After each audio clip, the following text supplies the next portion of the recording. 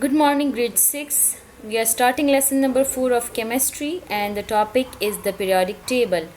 It's given on page number 10. You already know about the elements.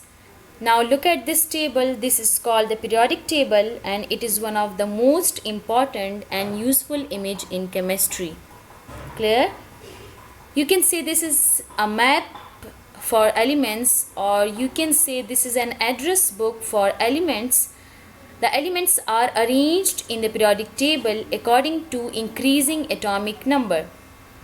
Look, the hydrogen first, helium second, lithium third, beryllium fourth, boron 5. So this 5 is the atomic number. This means elements are arranged in the periodic table according to their increasing atomic number. Clear?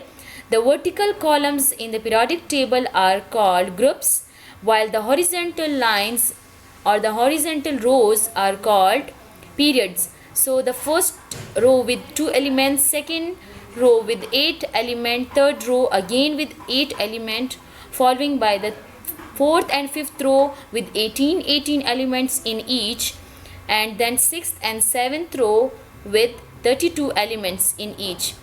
So total how many rows? 7. It means 7 periods are there in the periodic table, while 1, 2, 3, 4, 5, 6, 7 and 8 groups in the periodic table. Clear? Groups, the vertical columns are called groups. Groups are really families of elements. All the elements in a group have similar properties. So if you know how one of the element in a group behaves, you can make good guess about the others. Consider the first group in the periodic table.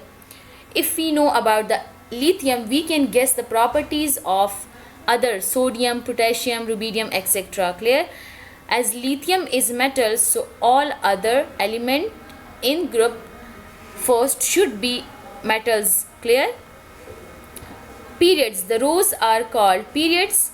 Look at the zigzag line. Now what is the zigzag line in the periodic table? And it separates the metals from the non-metals, with the non-metals on the right. Coming towards the periodic table again, this is the zigzag line. It separates the non-metals from the metals. Metals are all blue in color, while non-metals are all yellow in color. But these pink elements are called metalloids. What are metalloids? Metalloids are those elements which show both properties of metals as well as non-metals. So metalloids वो elements होते हैं जिनमें metals और non metals दोनों की properties होती हैं. बाकी ब्लू कलर के आपके पास मेटल्स हैं एंड येलो कलर वाले नॉन मेटल्स हैं. तो नॉन मेटल्स आपके पास राइट साइड पर हैं, जबकि मेटल्स आपके पास लेफ़्ट साइड पर हैं. तो मेटल्स यहाँ पर आपको दिख रहा है साफ कि मेटल्स ज़्यादा हैं. So most of the elements in the periodic table are metals. Look at the small numbers with each symbol. These give vital information about the element's atom, telling about their atomic number, mass number or atomic mass, etc. So where are the small numbers now? Look at these numbers, 1 and this one below. Lithium 3 and 6.9. So these are the small numbers, and these numbers gives information about the atom of element, like about their atomic number. This is the atomic number. Above the elemental symbol are atomic number. This is symbol of element, and the element is boron. For example, this C is carbon. So C is symbol of carbon. The number above is showing atomic number, and the number below is showing its atomic mass. So atomic number of carbon is 6 and its atomic mass is atomic number 6 and atomic mass 12.01. I hope you are getting it all. Still, if you have any confusion regarding this lecture, you can ask me anytime, okay? Now coming towards your homework, what do you know about the periodic table? You have to answer this question in your notebook. Second one is define groups, and how many groups are there in the periodic table.